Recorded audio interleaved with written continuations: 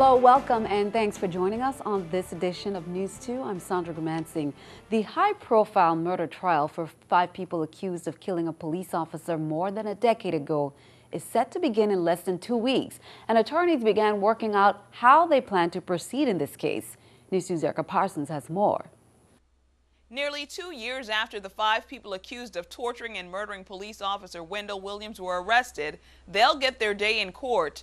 Jury selection is set to begin on January 21st in the case against Sharima Clarescent, Maximiliano Velasquez III, Juan Velasquez, Jose Ventura, and Jose Rivera Jr. The 5 are charged with first-degree murder. This week, attorneys began arguing over what will be allowed during the high-profile murder case of the 5 charged with torturing and killing a police officer. A Daily News report said defense attorneys debated over whether the death certificate for police officer Wendell Williams should be allowed as evidence. The attorney said the document could prejudice the jury into presuming Williams is dead. His body was never found. Judge Darrell Donahue didn't rule on the issue, but instead said the lawyers could write briefs. Williams was a veteran of the police department for nearly 20 years when he left work in June 2001 and was never seen or heard from again. The prosecuting attorney says that the 5 defendants kidnapped Williams and then took him to an abandoned building on the east side of the island.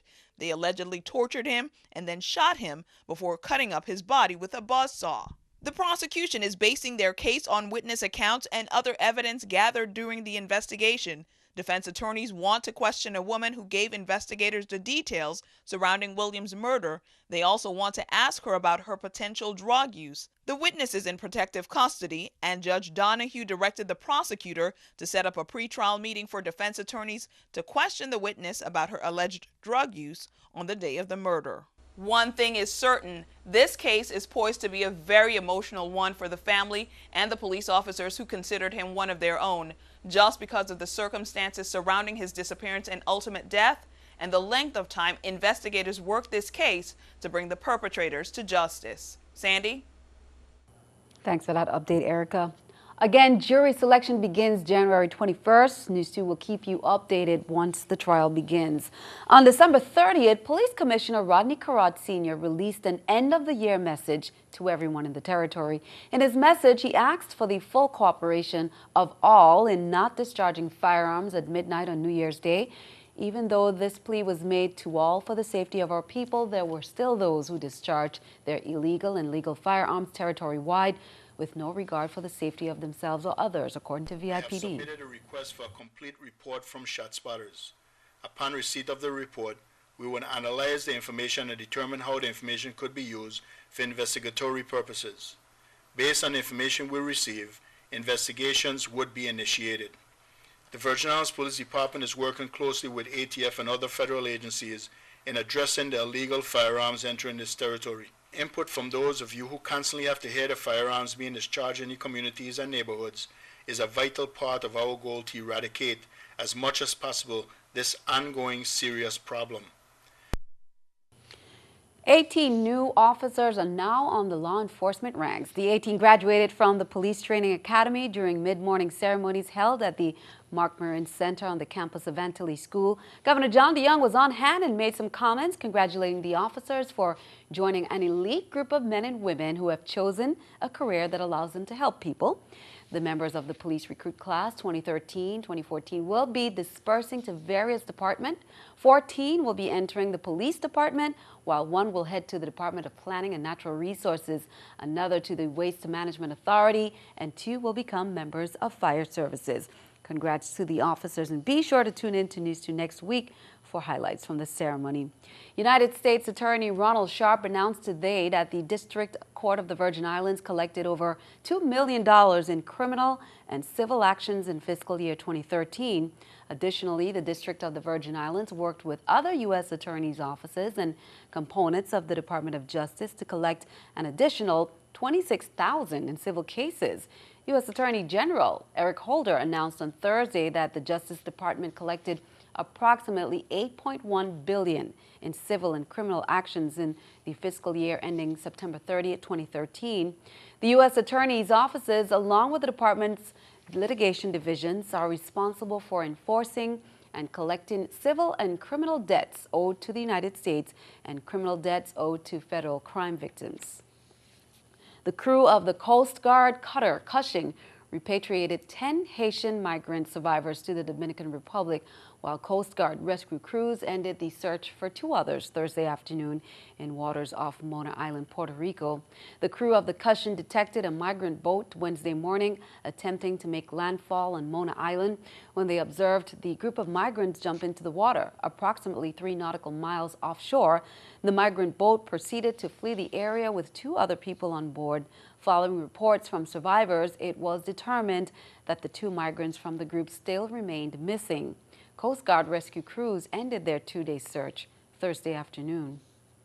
Well, 3 unsuccessful candidates during the 2012 general elections continue their fight in contesting the legitimacy of the 2012 process.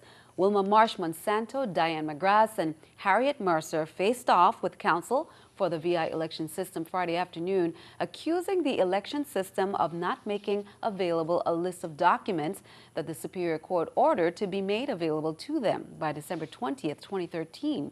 The election system asserted that the documents were indeed made available, but the plaintiffs claim that some of the documents were destroyed. News 2 will continue to keep you updated on this story. President Obama called on Congress to extend unemployment benefits for Americans who have been without work as the United States recovers from the Great Recession. The extension of benefits for the long-term unemployed is particularly important for Virgin Islands residents as well. News 2's Shanika Robinson has the details. Extending unemployment benefits is a task on hand not only on the mainland but here in the Virgin Islands as well. Well, the unemployment deficit in the Virgin Islands is basically about $80 million now, and this is money that we're paying out of the local trust fund. But what is more important at this time is the extended benefit plan, which is paid out of the federal trust fund. This is money that we don't pay in. Commissioner Albert Bryan announced that even though the EUC program payments came to an end in late December, they are still advocating for approval of another year. Delegate to Congress Donna Christensen joined other members of Congress and members of the administration to urge support for the bipartisan 3-month extension that was cleared for a vote by the U.S. Senate.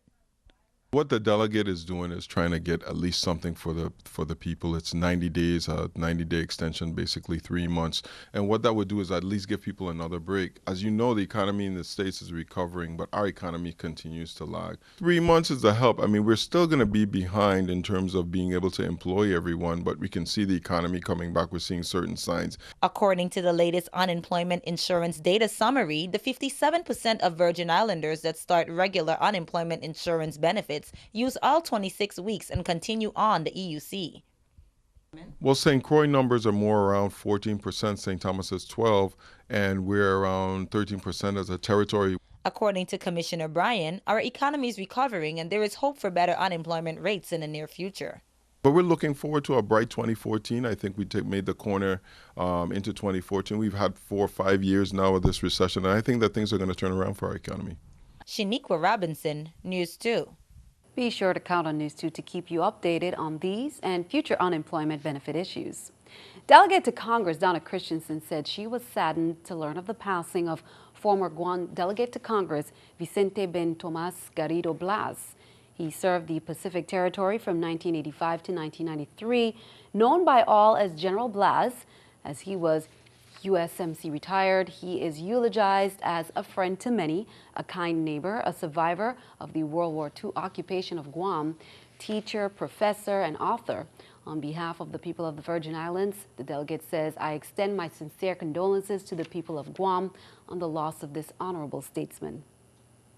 The federal government is now investigating a chemical spill that has contaminated the water supply in West Virginia. Hundreds of thousands of people have been told not to use their tap water. President Obama has declared a state of emergency. Danielle Nottingham reports from Washington, D.C. Residents near Charleston, West Virginia are waiting for clean water after clearing store shelves of bottled water. If you are low on bottled water, don't panic, because help is on the way. We're taking every measure to provide water to you. The National Guard will distribute fresh water to about 300,000 people who have been told to turn off their taps after a chemical used to process coal leaked into the Elk River. It happened at the Freedom Industries plant, which is about a mile upstream from the state's largest water treatment plant. So far, officials are not sure whether residents are at risk. We don't know that the water's not safe, but I can't say it is safe. The chemical leaked from a large tank at the plant and sent a smell similar to licorice into the air. The chemical can cause digestive and breathing problems and irritate the eyes. People are urged not to use their water for anything except flushing toilets. You can't live without water. Schools, daycare centers, and businesses in 9 counties are closed. Freedom Industries says it is working with state and federal officials to contain the leak. Danielle Nottingham, CBS News. Meanwhile, taking a look at the eye of the economy, the Labor Department says U.S. employers added 74,000 jobs last month, the fewest in 3 years. The nation's unemployment rate still dropped 0.3 to 6.7%. Target says tens of millions more customers were affected by that huge security breach just before Christmas than was what previously revealed. An investigation found the stolen information included names, mailing and email addresses and phone numbers for as many as 70 million customers, up from 40 million. This is the New York Stock Exchange, the Scotiabank Stock Market Watch. The Dow and NASDAQ down, the Dow 7, NASDAQ 18, S&P up 4. Coming up on News 2, 2 free events to encourage you to get on the fit track this weekend. Residents on both St. Croix and St. Thomas. This is for you. Details coming up next.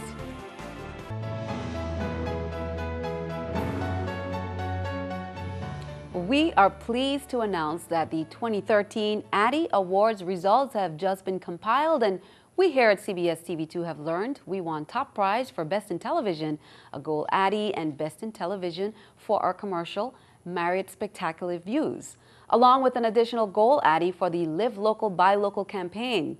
The Addy Awards are presented by the American Advertising Federation of the U.S. Virgin Islands, more commonly known as the Ad Club. The mission is to recognize and reward the creative spirit of excellence in the art of advertising. Now, we will have more next week on all the winners. The first quarterly meeting of 2014 for VI's Advisory Panel on Special Education is set for January 16th. Educational officials are urging the public to attend the meeting that will be held at the DV Carina Bay Resort on St. Croix. The 10-hour meeting is in preparation for education to submit an annual performance report to the federal government. Officials will review the state office's federal data for fiscal year 2012 at that meeting. State staff will also be presenting report information on students with disabilities. Stakeholders are encouraged to attend. The meeting runs from 8 a.m. to 7 p.m. and public comments can be made from 4 to 5. Well, Synergy Fitness and Wellness Center is celebrating their first year in business, and what better way than with a free wellness fair this Saturday, January 11th, from 11 to 4 p.m. The event will be held at the facility, which is located in the East End Plaza above the Scotiabank in Red Hook.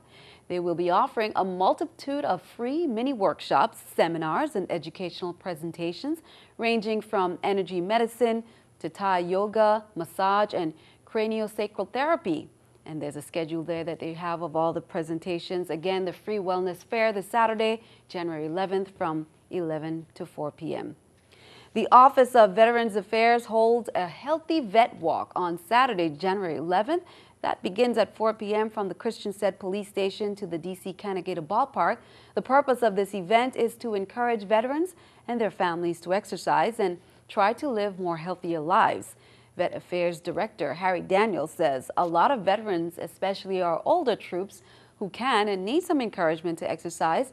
The first 50 persons to register as an incentive will receive a t-shirt. There will be refreshments, prizes, and some service providers will also be on hand to continue to assist veterans with benefits.